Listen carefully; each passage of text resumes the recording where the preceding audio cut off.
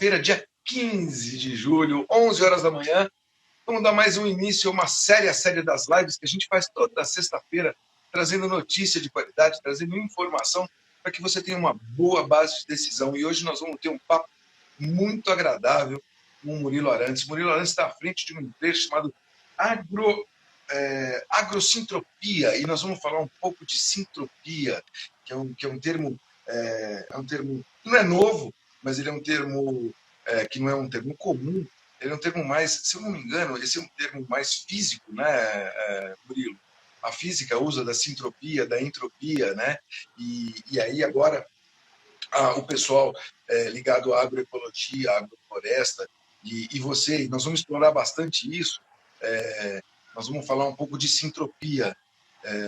E a sintropia no mundo do agro é uma coisa que acontece desde que o mundo é mundo. Na verdade, a sintropia acontece desde o nascimento do universo, né? Desde o nascimento de todos os mundos. Mas isso é só uma continuidade do trabalho divino, é só uma continuidade aplicada na prática, um pouco mais de conhecimento na agrofloresta, e essa vai ser o motivo da nossa conversa. O Murilo ele tem especialização e formação acadêmica na área de ciências biológicas, tem mestrado em ecologia e meio ambiente e tem a prática de implantação e manejo de sistemas agroflorestais, tanto no Brasil como no exterior. O Murilo participa de congresso, o Murilo é palestrante e está aqui conosco para falar um pouco sobre sintropia, agrofloresta, sobre práticas saudáveis, e essa vai ser a tônica da nossa conversa. Murilo, muito obrigado por aceitar o nosso convite, muito obrigado por estar aqui conosco, muito bem-vindo. Quero ouvir um pouco você, quero entender como é que você chegou na agricultura, na agrofloresta, como é que você, da onde veio essa sua ideia, como é que brotou isso em você, e eu quero ouvir você pelo mundo, você no Brasil. Esse vai ser a tônica do nosso bate-papo. Muito bem-vindo, prazer em estar contigo. Prazer, André. Satisfação estar aqui hoje juntos nessa live, podendo falar de um tema tão relevante como é a agricultura, né? Sabemos que essa atividade é uma atividade principal, vamos dizer assim, das atividades humanas principais nesse plano, né? Todos nós aqui, quem está acompanhando essa live, pelo menos aí, espera-se que tenha pelo menos 2 ou 3 refeições ao dia, né? Então, se a gente está falando de consumo de alimentos, a gente tem que pensar na agricultura e como ela tem sido feita. Então, é um tema relevante, sim. A gente tem que falar, é um tema central da sociedade, porque traz consequências, a forma como a gente produz nosso alimento. Temos que pensar como podemos fazer isso de uma forma menos impactante, mais alinhada com o ambiente desse planeta. Então, meu nome é Murilo Arantes, agora eu estou aqui na Bahia, mas tenho residência em Goiânia, onde eu nasci, sou de Goiás, e meu avô foi um ambientalista antes mesmo de se existir essa denominação, um cara que já falava disso lá nas décadas.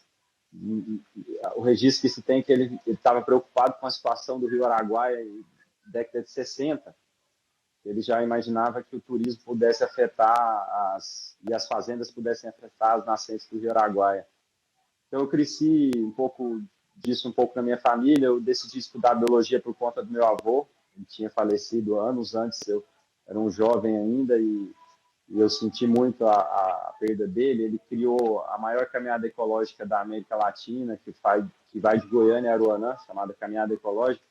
Ele tinha falecido, eu queria honrá-lo, né, nesse sentido, mas sem muito conhecimento que eu estivesse honrando fazendo isso, mas eu senti uma vontade de continuar um legado dele, e fui estudar biologia para compreender melhor a vida nesse plano, né, compreender e estudar a vida, e é isso que eu faço até hoje. Estudo a vida e suas manifestações, compreendendo como que a beleza desse planeta expressa, né, na natureza, todas essas formas de vidas que se tem.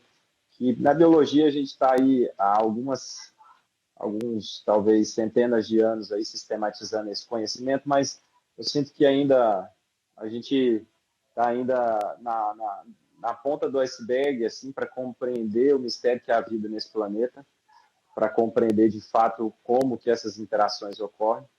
E nesse estudo da vida eu encontrei alguns mestres e um deles é o senhor Ernest Goethe. Eu tive a Não dá oportunidade. para escapar dele, né? Não Podemos dá para falar um escapar. pouco O dele. Ernest foi pioneiro, né? Então é isso. Aí eu pude estudar biologia, né? E fui fazer mestrado também no INPA em Manaus, que é um centro de referência em estudo em ecologia, né? Mundialmente, porque estuda a ecologia do ambiente amazônico, que é onde tem o maior número de interações de vida possível no planeta. Mas o que o Ernest propõe, né, não foi ainda compreendido pela academia. Tem alguns autores que pincelaram algumas coisas, mas o Ernest juntou na visão da agricultura uma concepção e uma compreensão da vida que vai muito além do que a gente concebe hoje na academia ou entende, né?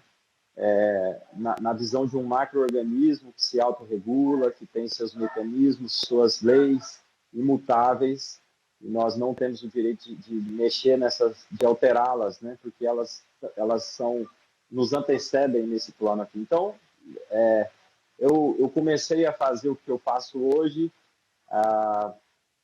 desde 2008, quando eu comecei a trabalhar, conheci o trabalho do Ernest e passei a plantar sistemas agroflorestais por onde eu venho passando. Então, nesse caminho, criei essa empresa chamada Agrosintropia, e hoje a gente trabalha com assessoria técnica e divulgação, né, dessa tecnologia de plantio que são sistemas agroflorestais e agricultura sintrópica. O interessante da nossa conversa, Murilo, é que o PLA, o Produto Livre de Agrotóxico, ele amealhou nos últimos anos muitos produtores. A gente tem cerca de 400 e poucos, porque isso é muito volátil. Cada hora entra, sai, o produtor que entra, outro produtor que para de produzir, são produtores em pequena escala, são em agricultura familiar e tal. E é muito legal essa nossa conversa, porque essa conversa, para quem não está vendo ao vivo, essa conversa vai ser publicada na rede Pla.eco, tanto na nossa rede social, quanto no YouTube.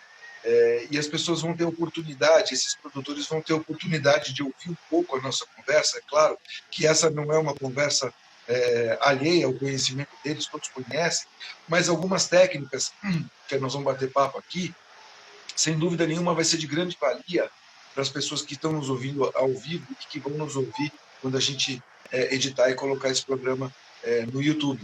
Então, é muito interessante. Depois eu vou pedir para você deixar a tua página, o teu endereço eletrônico, a tua rede social, para que as pessoas possam te seguir e aprender com as práticas que você desenvolve, com todo esse cabedal de conhecimento que você amelhou desde 2008. E você falou uma palavra bacana, você encontrou um mestre chamado Ernest Kearse. O Ernest realmente ele é pioneiro, pelo menos aqui no Brasil. Ele vem, né, já de uma história pretérita. E, na verdade, o ser humano ele não tem mais que inventar a roda, segundo a minha opinião. O ser humano tem que acompanhar as leis naturais. Né? As leis naturais, a elas tudo está sujeito. Né? Isso são as leis naturais.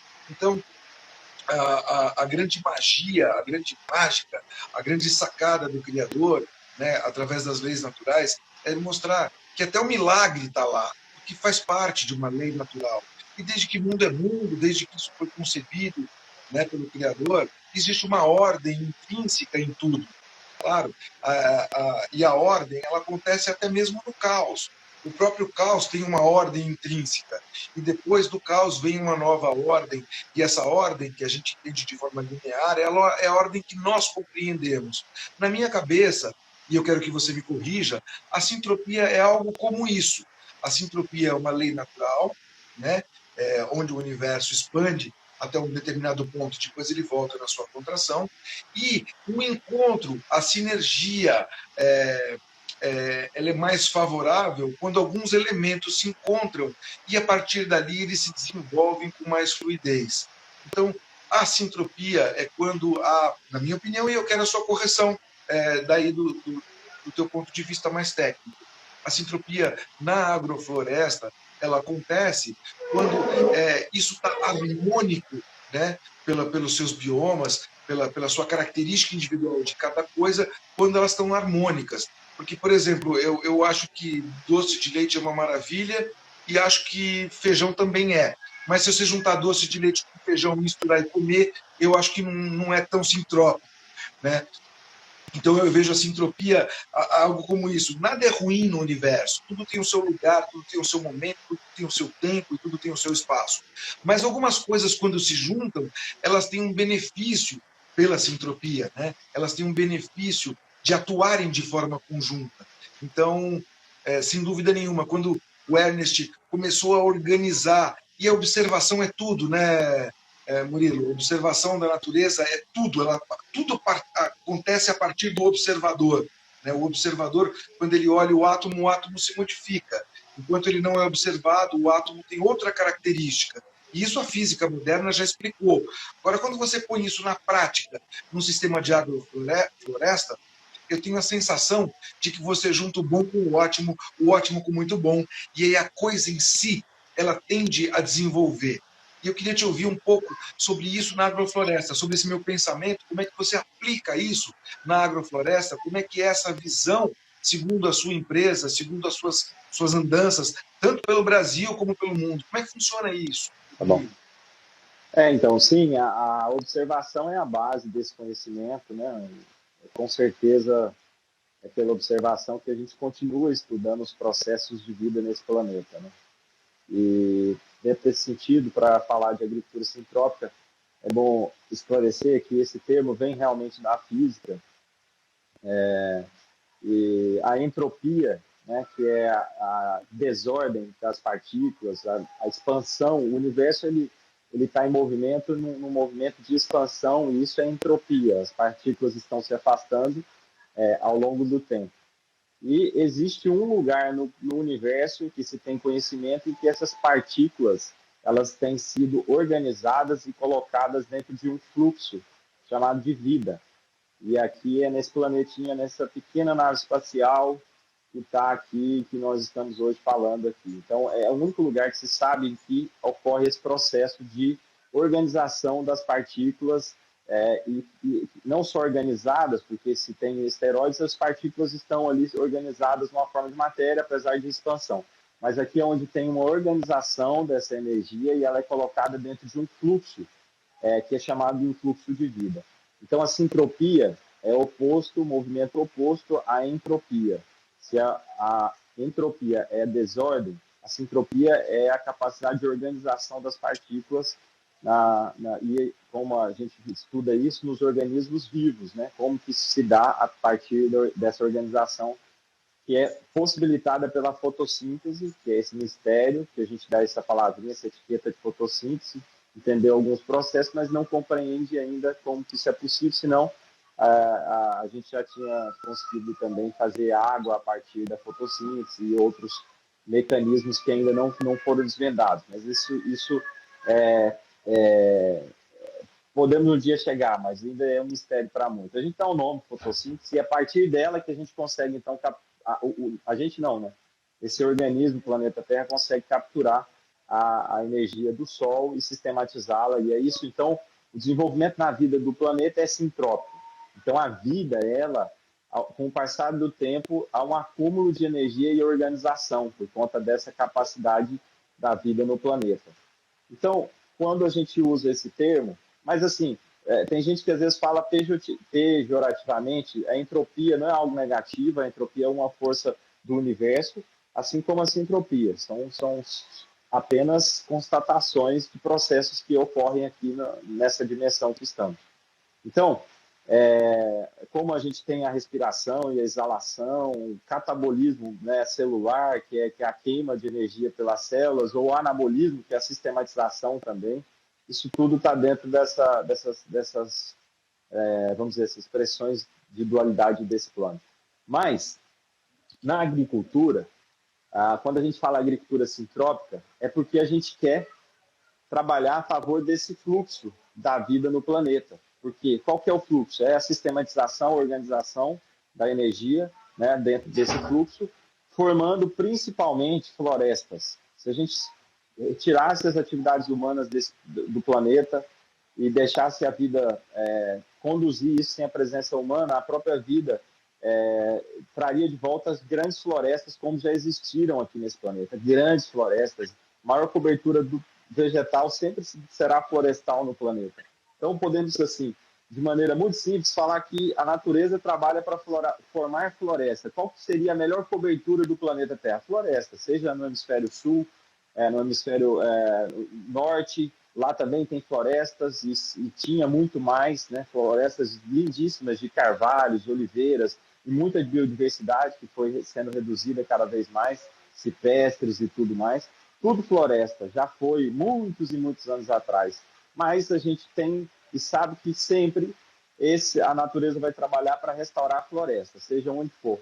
Mas tem um limite para isso, né? Ela tem uma resiliência, mas chega a um limite que ela não consegue mais trabalhar. Isso aí, quando entram os desertos, a capacidade de restauração da natureza é cessada, e aí somente com a ajuda do ser humano é que poderia voltar a floresta para esses ambientes. Então a gente tem, identificando que a gente pode fazer isso na agricultura, nós, a partir da aplicação de um conhecimento que vem da natureza, podemos então, como uma meta, vamos dizer assim, o nirvana do agricultor seria um dia fazer agricultura sintrópica, fazer exatamente o que a natureza faz. Ainda não fazemos, essa é uma meta nossa. Então, se alguém disser assim, eu faço agricultura sintrópica, desconfie. A gente usa esse termo porque é uma busca, é uma linha de estudo dentro da agricultura. A gente faz agrofloresta espelhado ou se inspirando nos princípios da agricultura sintrópica, que é a agricultura feita pela própria natureza, que desenvolveu todas as espécies que a gente utiliza na agricultura. Não existe nenhuma semente plantada na agricultura que tenha sido desenvolvida pelo homem ou que tenha vindo de Marte. Não, né? Ou de outro planeta. Todas elas foram desenvolvidas pela própria natureza no processo de adaptação e evolução das espécies dentro desse planeta. Então, não tem como a gente sair dessas leis naturais, como você bem disse, para fazer agricultura. A gente tem que entender que a origem dessas espécies estão nesse planeta e obedecem leis. Toda vez que eu desobedeço um conjunto de leis para fazer os plantios, eu tenho consequências. Então, hoje, a catástrofe da agricultura está muito mais voltada às consequências de uma falta de conhecimento e entendimento dos processos de vida no planeta. Na verdade, eu chamaria isso de efeito de causa, né? Vem uma causa e depois da causa vem os seus efeitos. A gente está colhendo simplesmente os efeitos. A nossa raça é uma raça interessante, para não dizer uma outra palavra. É uma raça que infelizmente, ela é autodestrutiva, né? Ela é uma raça bélica. A gente até nós que falamos a mesma língua, muitas vezes não nos entendemos, né? Nós polarizamos demais a coisa. Mas a natureza ela não polariza nada. Na verdade, ela é polarizada, mas ela é harmônica. Né? Você tem frio e calor, você tem sol e lua, você tem a noite e o dia, são polaridades, mas elas são complementares, elas são paradoxais, porque elas se complementam em si, mas elas não, por mais que sejam antagônicas, o ser humano não, o ser humano ele tem essa questão autodestrutiva e tem essa questão com relação ao planeta. Poucos de nós realmente amamos e respeitamos o nosso planeta. Nós cometemos muitos desmandos consigo mesmos e com a própria natureza. Nós não somos muito mais pessoas naturais, nós passamos a ser normais. Então a gente entende coisas de forma normal, mas não de forma natural, né? E sem fazer apologia a nada, e sem querer polarizar absolutamente nada. A gente está vestido com uma capa, a gente está vestido de personagens que a natureza não veste.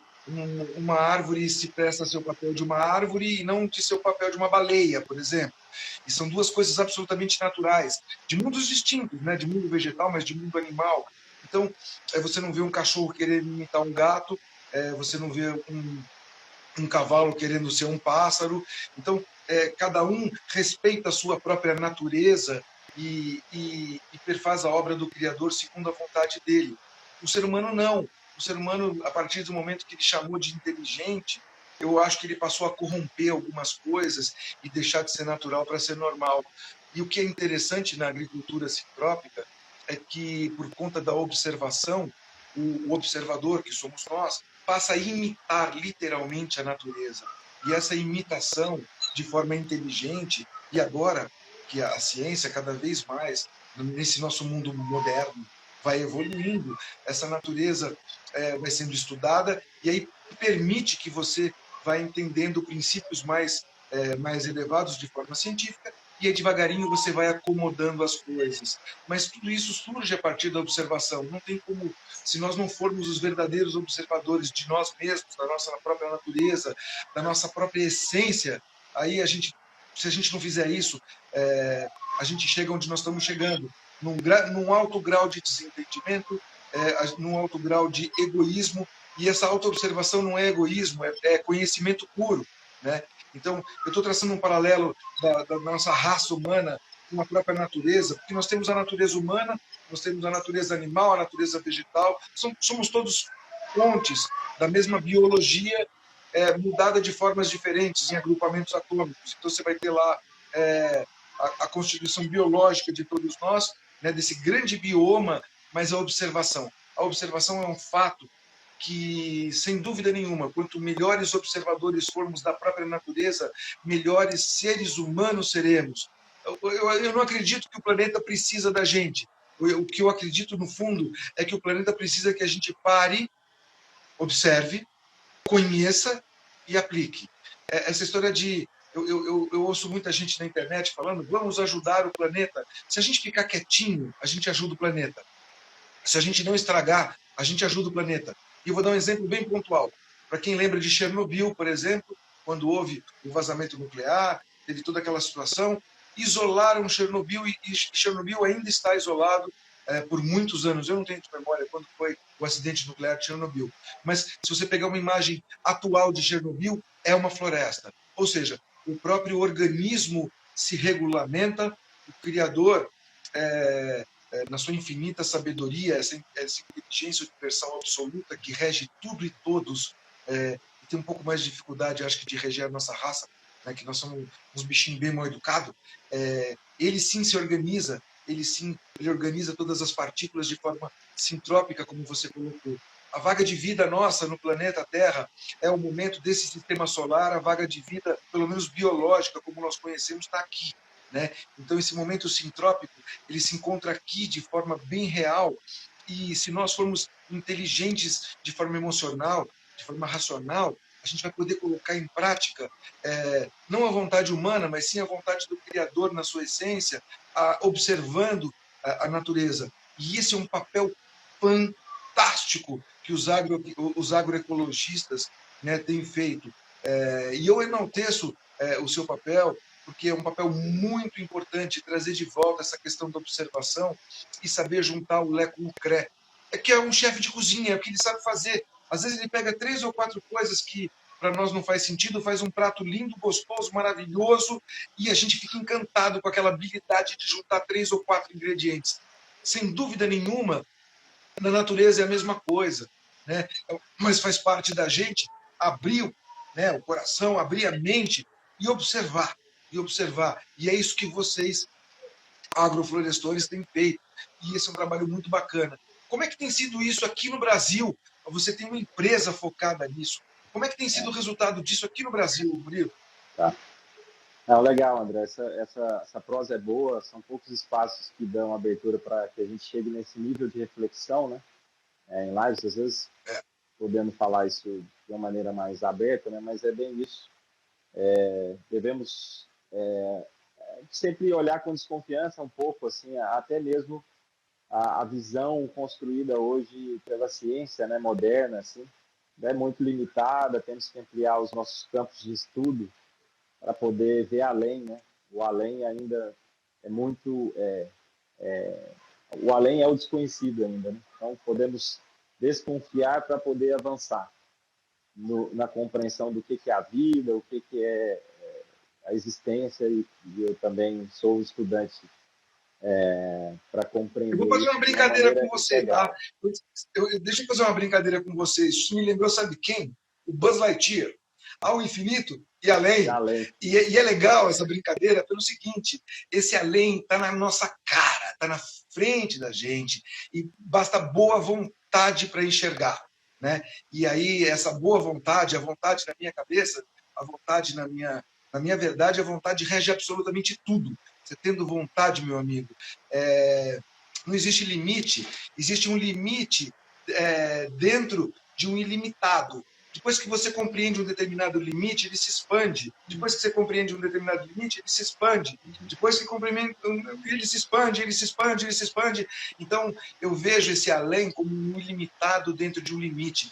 Mas esse limite o que a gente busca, né? Eu não sei, eu acredito nisso, Murilo. É o limite que a gente busca, né? A compreensão desse momento, né? E o momento é tudo. A gente vive o momento. Né? Nós estamos aqui, nós dois, foi o que você falou, batendo esse papo que não é um papo de botequim. Ele não é um papo que você fica à vontade de bater com qualquer um. Eu me sinto muito à vontade de ter essa conversa com você, porque aí a gente está colocando um pouco mais a natureza em primeiro lugar, porque nós estamos colocando inclusive a natureza humana uníssona, uma natureza biológica, vegetal, a serviço do próprio homem, a serviço da evolução. Eu imagino, para os estudantes, para as pessoas que gostam de história, para as pessoas que gostam de filosofia, por exemplo, para quem estudou, por exemplo, a mítica Atlântida, ali você tinha a natureza, né, a vontade, misturada com uma tecnologia extremamente avançada. Ou seja, esse é um caminho, é uma volta, é uma busca que essa humanidade está fazendo quando ela fala de energia limpa, quando ela fala de parar de queimar combustível fóssil. Então, tudo isso eu acredito que essa sintropia vai acontecer no espaço e no tempo, e o que precisa agora é esse grande poder que você está me colocando aí de observação, né? E a prática disso, muito mais do que na teoria, é a prática. Por isso que eu gosto do agroecologista, porque ele põe na prática, ele vai lá, ele planta, ele junta essa espécie com essa, ele sabe que essa espécie ajuda a criar essa que faz sombra, porque essa cresce na sombra. E isso é muito bonito da agroecologia.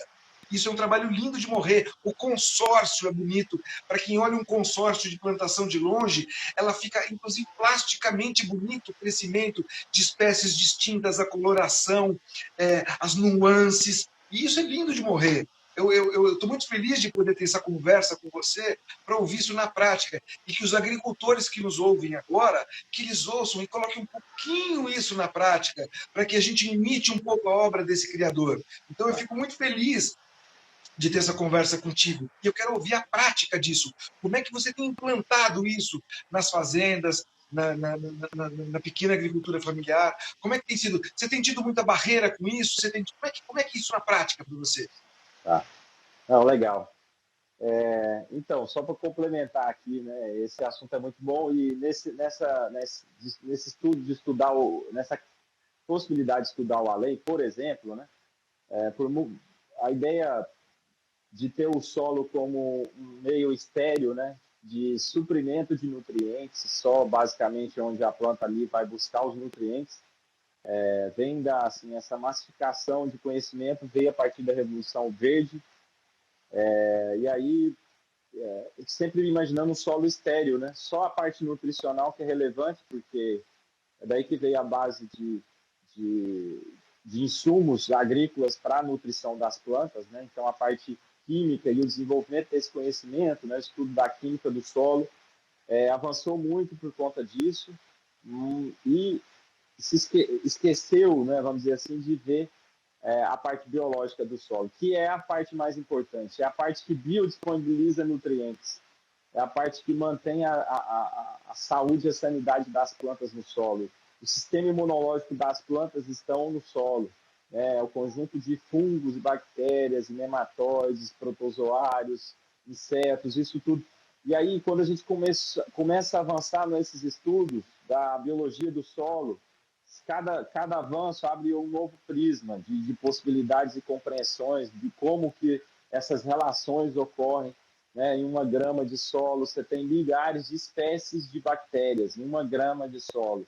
Então, assim, é um universo que ainda a gente conhece muito pouco, mas o pouco que a gente conhece já mostra que é o caminho para uma agricultura de futuro, uma agricultura resiliente, regenerativa, tem que ser o cuidado com o solo.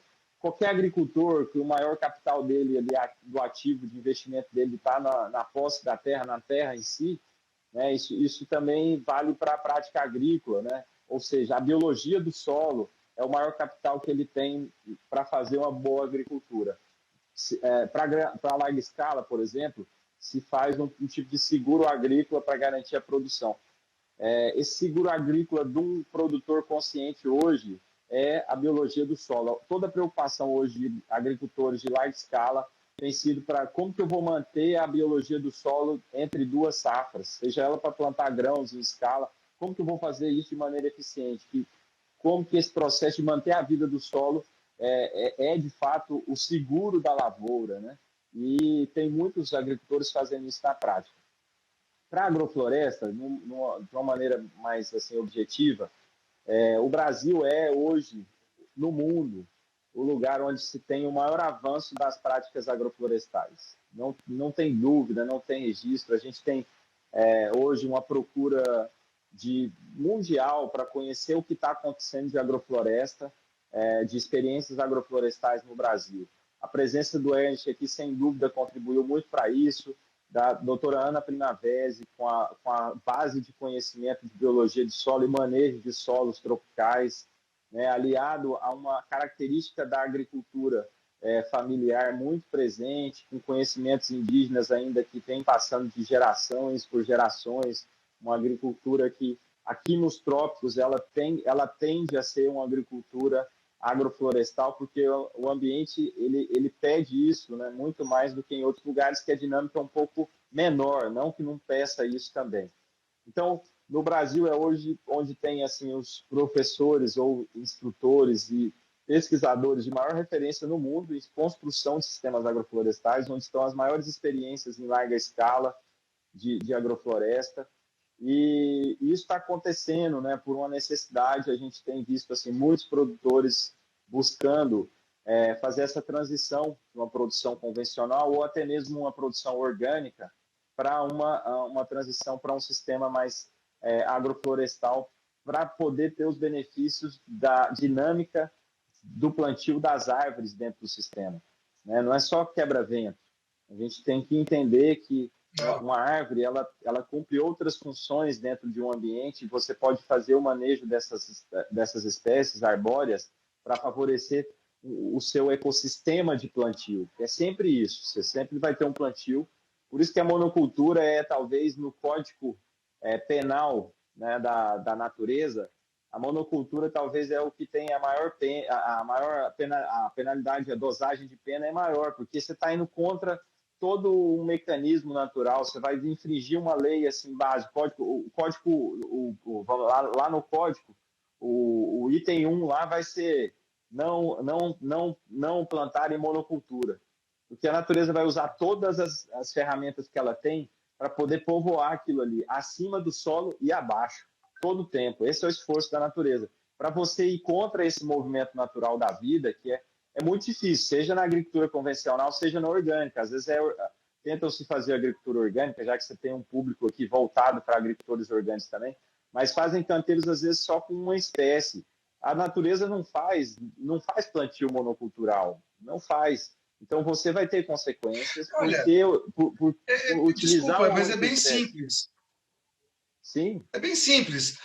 Aqui, por exemplo, nós somos brancos, negros, amarelos, os peles vermelhas, né? O próprio criador não colocou só o pele vermelha, né? Então ele misturou tudo, ele fez um caldeirão de raças. E aqui na agricultura, assim deveria ser o mesmo, um caldeirão de possibilidades harmônicas, né? Foi o que você falou. Você pega uma monocultura, seria a pena máxima. O que a gente observa, e é normal que eu vou dizer, a gente sempre observa da superfície para frente, observa as estrelas, mas o que a gente não observa é o que está embaixo, que você falou que é a base. E a base da agricultura é o solo.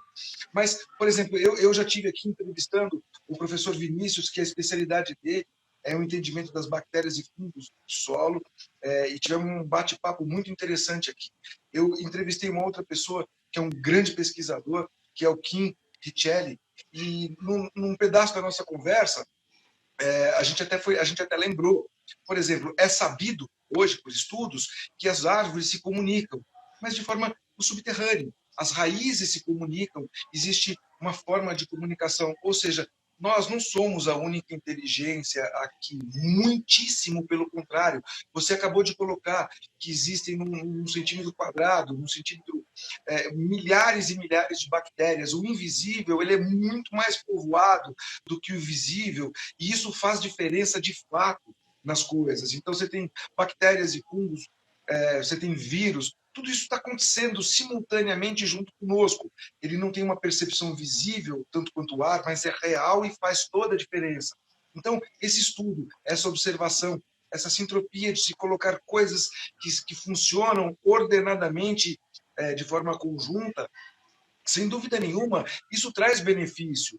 Foi o que eu te falei, quando eu fiz um curso de agrofloresta na Fazenda da Toca há uns 6, 7 anos atrás, talvez, e eu fiquei encantado de ver um consórcio.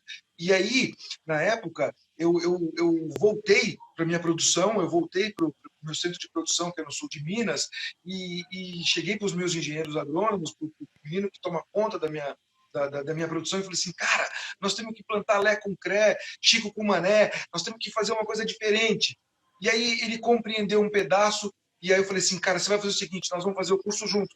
Peguei, fui refazer o curso com a turma da Fazenda da Toca, levei o responsável pelo meu manejo, levei o meu engenheiro agrônomo, e todos nós três fomos fazer para entender.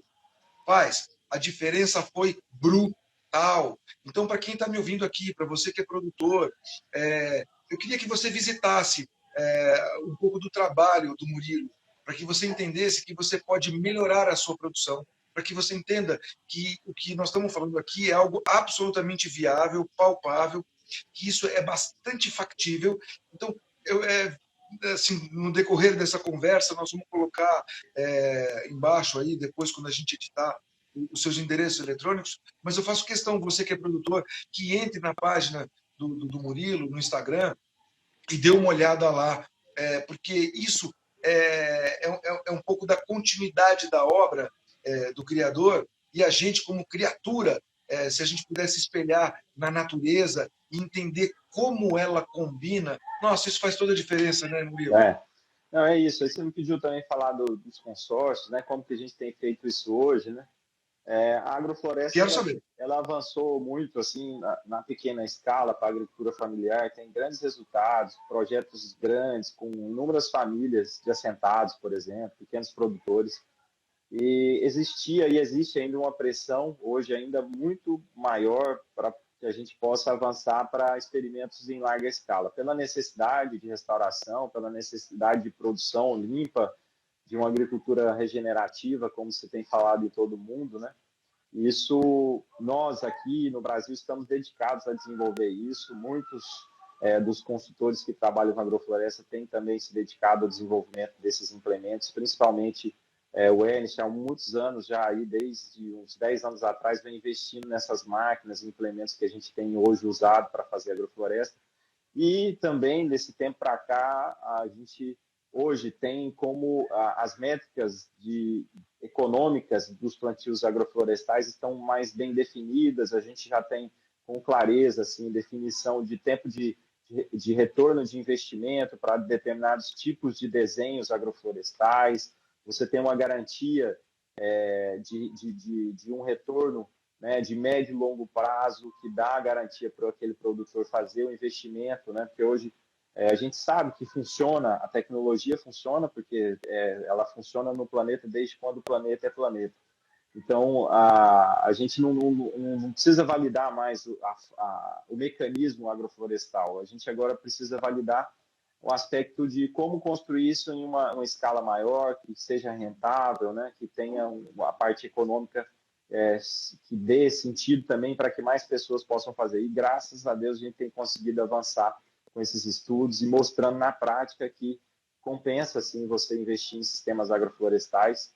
Então, você pode iniciar um sistema em pequenas áreas, por exemplo, com foco em horticultura, né, estabelecendo suas linhas de árvores, você vai trazer essa rentabilidade, migrando de uma área que produzia hortaliças para uma área que possa produzir fruta e poder ter madeira no futuro, né? A gente pode, em sistemas em larga escala, trazer essa possibilidade também para exploração madeireira de futuro, que dá total garantia de retorno econômico para os sistemas, além dos serviços ambientais, né?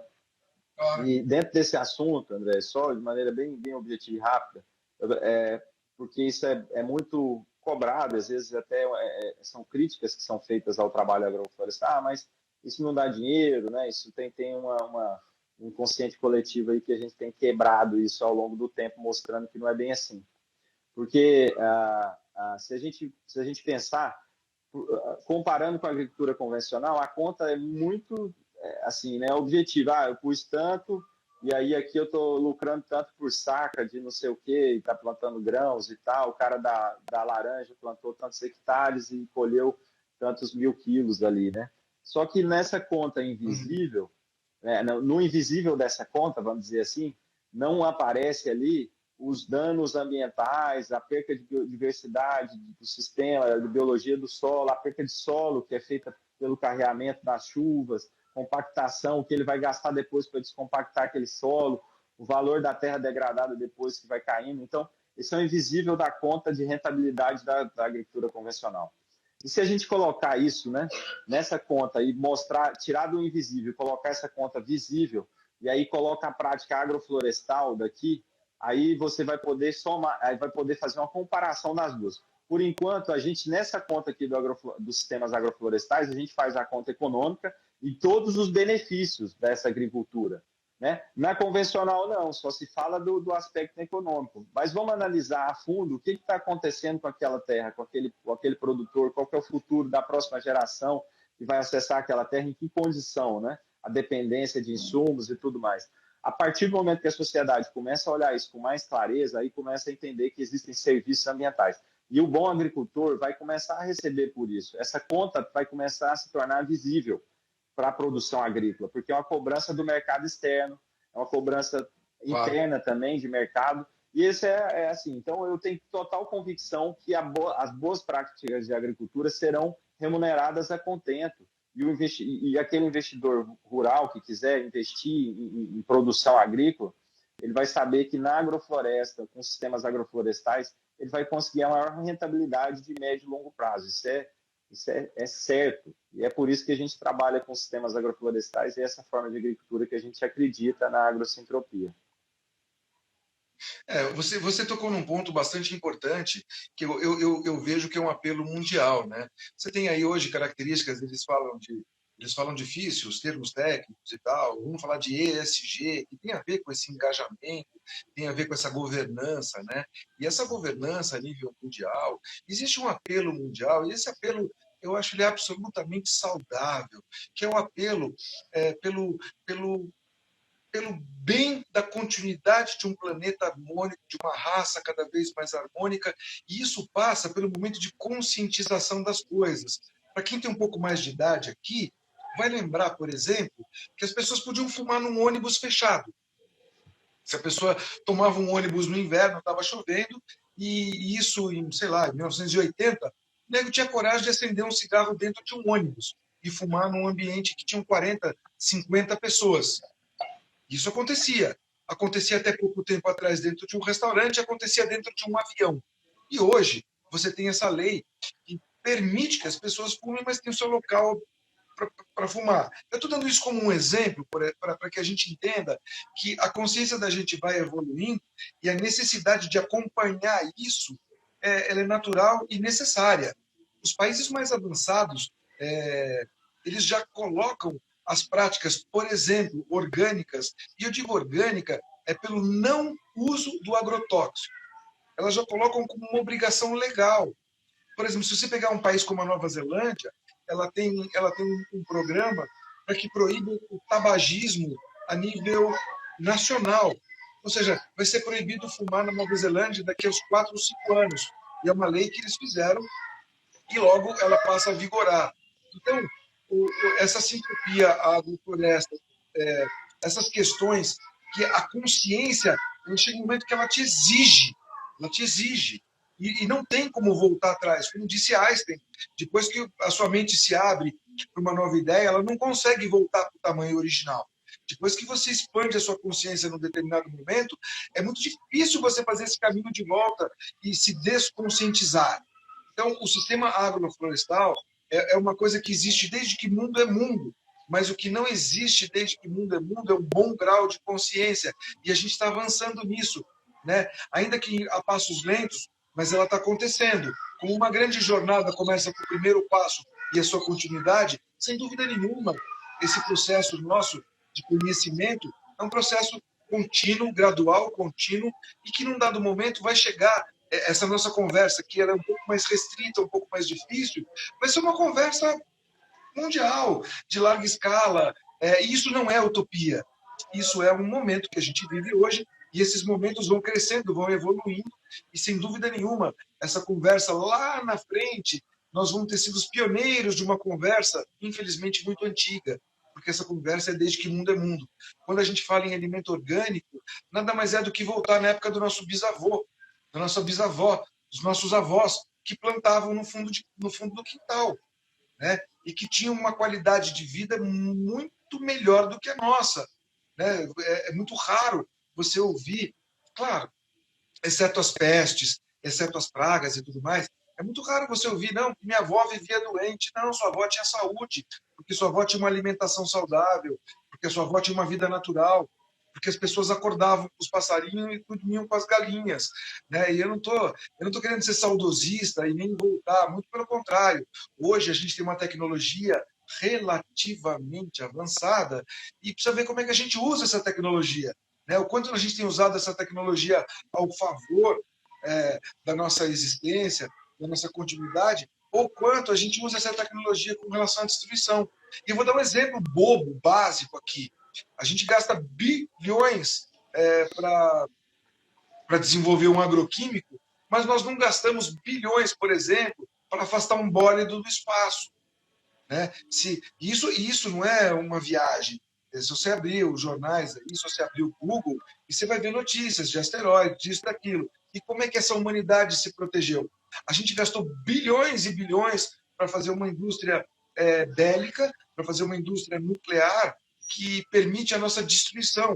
Mas o quanto essa indústria está pronta, por exemplo, para afastar coisas que podem chegar nesse nosso planeta? Então, eu só estou dando exemplos soltos para que a gente possa fazer esse pensamento e ver o quanto realmente nós estamos do lado nosso mesmo, da nossa evolução real, não da nossa evolução de um carro mais novo, até porque os carros deveriam ser, nesse momento, todos elétricos. Eu lembro que quando eu era moleque, eu imaginei que no ano 2000 ia ter nave espacial aqui, e não tem. Quer dizer, não à nossa vista, né? Deve haver de outra forma, mas eu imaginei que a Rita Lee cantou Miss Brasil 2000, por exemplo, e ela pintava um mundo que a gente ainda não chegou, né? Você pegava na idade das pessoas que nasceram na mesma época que eu, a gente viu os Jetsons, e os Jetsons, eles andavam de nave. E tudo isso era, eu estou te falando de 30 anos atrás, para quem tem essa memória, os Jetsons estão aí. Deve ter canal fechado que ainda mostra os Jetsons. Mas por que eu estou tocando nisso? Porque a gente está carente de mais consciência para que haja uma evolução real. Nossa evolução, segundo o Lulu Santos, ela vem a passos de formiga e sem vontade.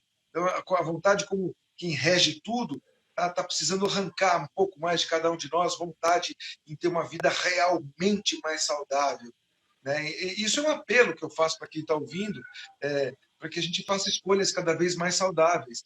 E essa escolha, ela não é uma escolha macro, é uma escolha pequenininha.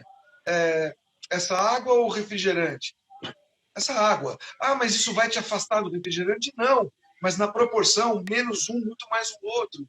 E nada é proibitivo, né? Mas a gente tem que ter um pouco mais de consciência nessa hora de escolher. A sintropia é isso, ou não é? Também pode ser, né? A gente tem usado esse termo, né, da agricultura sintrópica, como eu falei, né? É uma ótica de visão e entendimento dos processos de vida no planeta. Então, a gente tem que avançar os estudos, né? E entendendo e vendo os resultados disso, né? E a gente tem hoje muitas experiências de agrofloresta no Brasil acontecendo, muitas pessoas entendendo essa mensagem e colocando em prática. E esse, como você bem disse, é uma marca da agrofloresta, que é essa necessidade de praticar, né, esse conhecimento, porque senão ele não faz nenhum sentido, né? A gente até brinca aí, 5% do trabalho do esforço é dedicado ao plantio, 95% ao manejo, porque é pelo manejo do sistema que a gente vai conduzir ele para uma condição florestal, produtiva, que agregue esses serviços ambientais que a gente tanto fala da agrofloresta. Não é só plantar. Né? Um esclarecimento também que é oportuno, por exemplo, do porquê disso, né?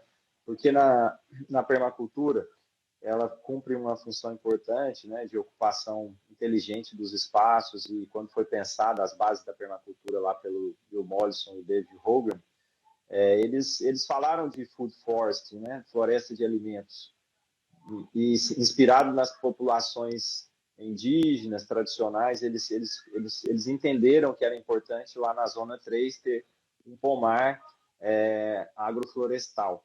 Só que eles não tiveram essa condição de visualizar que isso faz parte da evolução de um processo de construção, né, de mundo, de visão, da necessidade de um manejo intensivo e a participação do ser humano para que aquele pomar florestal ali pudesse ser também produtivo. E a dinâmica de produção de um sistema agroflorestal depende do manejo.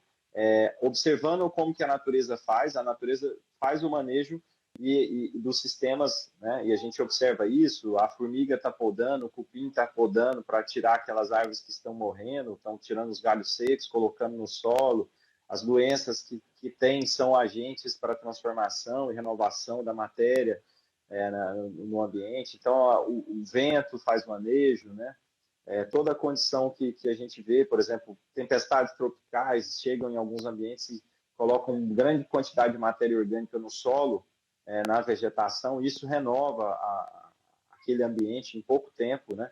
Então, isso a gente vê que a natureza faz. Então, quando o ser humano entendeu isso, né, e aqui no processo de evolução da agrofloresta, a gente viu que a gente precisa fazer microclareiras dentro do sistema, porque toda vez que a gente abre mais luz, a gente aumenta a quantidade de matéria orgânica no solo, a gente vai trazer mais possibilidade de cultivo, então é daí que vem a produtividade agroflorestal, é do manejo. Então, não existe agrofloresta produtiva sem manejo.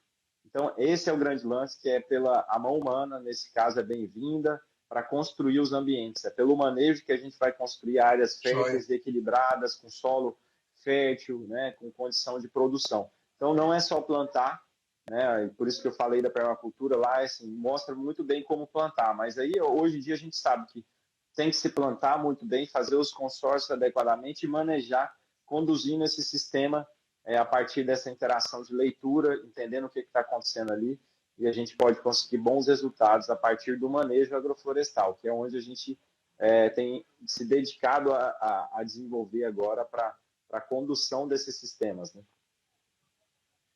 Cara, essa conversa para mim, esse meu papo, esse meu bate-papo com você, para mim é uma música fantástica. É um tema que daria horas e horas de conversa.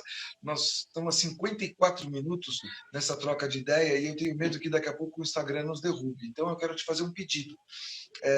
Depois de todo esse monte de desabafo, de apelo, de conscientização que nós dois fizemos, eu queria que você, primeiro de tudo, deixasse o seu endereço, falasse aqui o teu endereço eletrônico, para as pessoas que se interessaram por essa conversa, para que elas tenham mais contato na prática com você, com o teu trabalho, para que elas possam encontrar você e ressignificar a vida delas.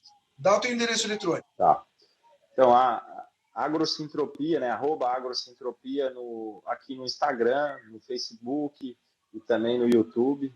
É só @agrocentropia.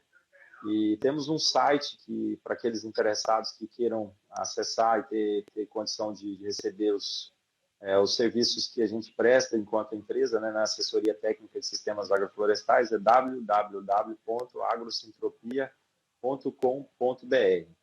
Esses são os nossos endereços aí. Vocês podem mandar mensagem também via direct, pelo Instagram. E é isso. Grato pelo Eu costumo convite. terminar esse Diga. bate. Não terminou ainda não.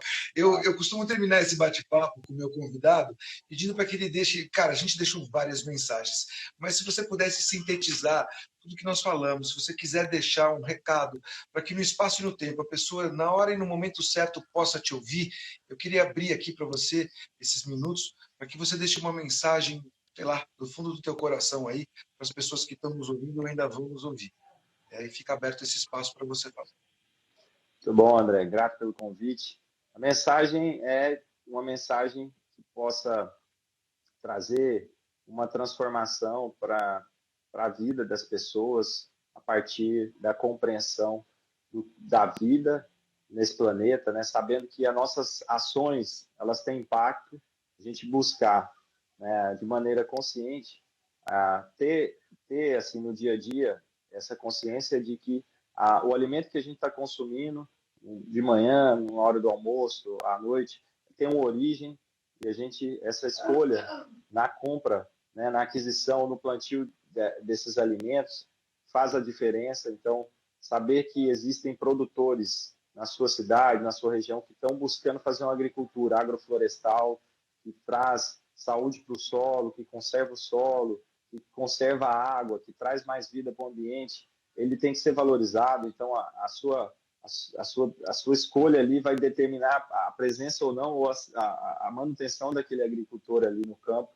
E é nisso que a gente acredita, que uma sociedade ela precisa olhar com muita atenção como os alimentos estão sendo produzidos, para que o futuro dessa sociedade seja saudável e amplo e com boas perspectivas de futuro. E a agrofloresta, então, é essa possibilidade da gente contribuir para esse planeta positivamente, gerando, então, um saldo positivo, sintropia, e essa é a mensagem para que todos possam buscar conhecer mais que sistema de plantio que é esse e como que a gente pode apoiar ou fazer até mesmo agrofloresta e agricultura sintrópica à medida que a gente vai compreendendo esse mecanismo da vida no planeta.